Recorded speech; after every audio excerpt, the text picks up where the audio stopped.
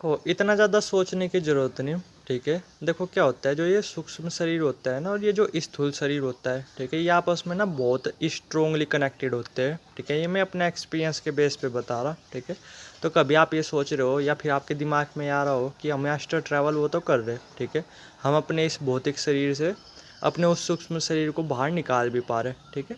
तो फिर उस सूक्ष्म शरीर को अंदर लाएंगे तो लाएंगे किस तरीके से, इसका क्या प्रोसेस होता है, तो उस पर उतना कुछ ध्यान देने की ज़रूरत नहीं, ठीक है। क्योंकि जैसे जब ये सूक्ष्म शरीर वगैरह निकलता है ना, तो ये ज़्यादा देर के लिए बाहर निकलता भी नहीं, ठीक है, यानी ज़्यादा देर के लिए एस्ट्रल ट्रैवल वगैरह होता भी नहीं, ठीक है।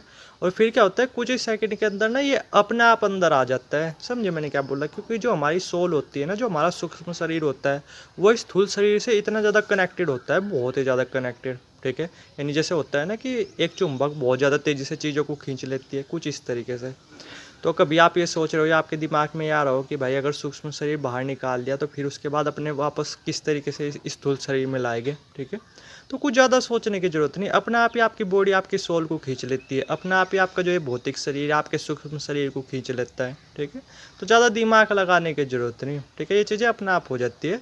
आप क्या कर सकते हो, बस अपने इस सूक्ष्म शरीर को बाहर तो निकाल सकते हो, ठीक है। बाकी वापस आना ना वो इस बॉडी के हाथ में खुद होता है, मैं अपना पर्सनल एक्सपीरियंस के बेस पे बता रहा, ठीक है।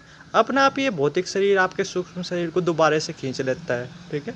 तो ज़्यादा ध्यान देने की ज़रूरत नहीं, ठीक है। कभी आपके दिमाग में आ रहा हो कि सूक्ष्म शरीर को फिर वापस स्थूल शरीर में किस तरीके से प्रवेश करवाएंगे, अपना आप हो जाता है, अपना आप ये बॉडी खींच लेती है, ठीक है।